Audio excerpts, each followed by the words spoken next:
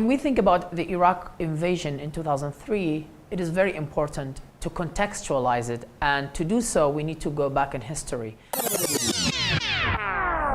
Iraq was under the Ba'ath Party from 1968 until 2003, when the Iraqi state and the regime was toppled and the invasion took place. Saddam Hussein was the president of Iraq since 1979. He joined the Ba'ath Party, and he had a long history and life of being politically active. His coming to power and taking the presidency of Iraq changed not only the history of Iraq, but also even the ideas of the Ba'ath Party. There was a time, for example, in the 70s and the 80s, that the Ba'ath Party had very good connections and relations with the Western countries, and we're talking about Western Europe and the United States. So the Ba'ath Party itself was a secular party. It wanted people to be just loyal to that party. That was the main criteria. But if you had any separatist, anti-party activities, then many people suffered. Iraq invasion in 1990, the Iraqi regime had decided to invade Kuwait, to annex it to Iraq. And then 1991, the United States had the first Gulf War, and as a punishment for entering Kuwait. That was a shift also in Iraq's relation with the West, including the United States. So Saddam Hussein became suddenly a villain. And then it was followed by 13 years of sanctions, which most of the victims were the Iraqi people. We're talking about hundreds of thousands of people who died because of lack of medicine and food and basic human needs. The UN sanctions imposed by the United Nations Security Council, UNSC, banned almost anything you could think of that is remotely close, in quotation mark, to manufacture weapons of mass destruction from entering Iraq. Many Iraqi people, especially thinkers and academics, saw those sanctions as a way that the West used to sort of attain the consent of Iraqi people, paving the way for the 2003 occupation, because only when you have disempowered, tired, hungry people who are dying and suffering, only then will you be able to sort of guarantee their acceptance or welcoming of an occupation. The official reason that was given during the build-up to the Iraq War is that Iraq had weapons of mass destruction and it was causing a threat to the world.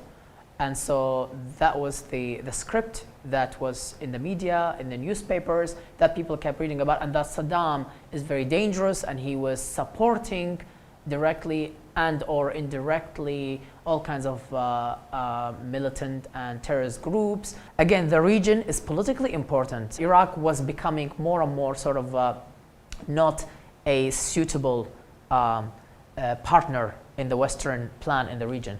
There's the economic reasons that the oil, the need to have dominance over resources in places like Iraq is very important. And the Ba'ath Party nationalized all its oil and resources from 1970s. It kicked out all the foreign companies. The histories were already becoming intertwined between the United States and Iraq. 2003, the Iraqi government was toppled and Saddam's rule was over. The occupation of Iraq took place, and between 2003 and 2004, there was a lot of hope in the Iraqi public. They were hoping that now the single party rule, the Saddam Hussein rule, is over, and it's time for another kind of start where there is more freedoms and better democracies, and people will practice a lot of rights that they couldn't practice during that political system. And then from 2003 to 2004, we have the Coalition Provisional Authority, the CPA, that was ruling Iraq until the interim Iraqi government was formed. A lot of problems started during that time, during this rule, from April 2004 until May or June 2005 in Iraq. And one of the biggest things they did was the so-called de-Baathification, in quotation mark, which is removing all the higher up officials of the Ba'ath Party from all Iraqi institutions, public service, public servants. Now, if you think about that, it's a very complex thing, because a lot of Iraqis had to sort of symbolically be in the Ba'ath Party in order just to live in the society. It was the party ruling. And so the de-Baathification affected huge sections of the Iraqi society. It removed a lot of people.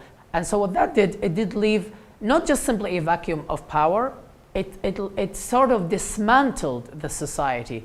Now, when you disband the entire Iraqi army in this blanket collective punishment, where would they go? Well, some of them left the country, some of them just find a way to live, but some of them became very angry and they had to find other ways, including maybe joining insurgency. And then the successive Iraqi governments sort of operated on a lot of the things that were prepared or done or drafted by the CPA, but also adding their own touch to it. The effects of the Iraq invasion of 2003 are huge on the average Iraqi people. Almost everybody in Iraq suffered. So since Iraqi people have been sort of leaving the country for the 90s, so during the 90s, the first Gulf War led to a lot of Iraqi people leaving the country to refugee camps in different places, and then the sanctions, many people for economic reasons, some for political reasons, they were leaving. So the country has been bleeding its own people for a very long time. But the peak, the most difficult point that affected a lot of people and forced them to leave was after 2003. Iraq is a divided zone. You have one place under ISIS, you have the Kurdish region, you have the sort of like the government in Baghdad, and all these zones are friendly to some people and not friendly to others.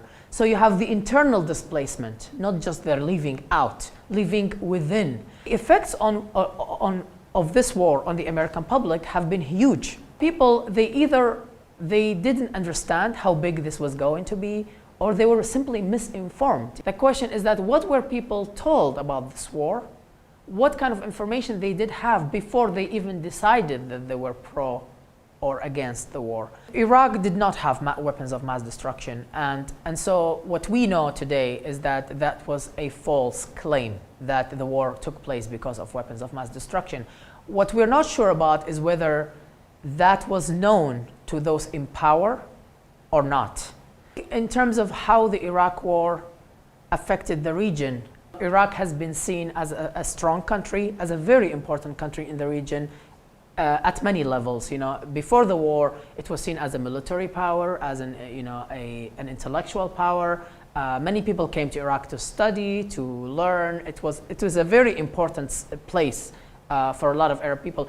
And as soon as Iraq collapsed and was dismantled, as we knew it before, that affected how the people in the street in many Arab countries, Middle Eastern countries, felt.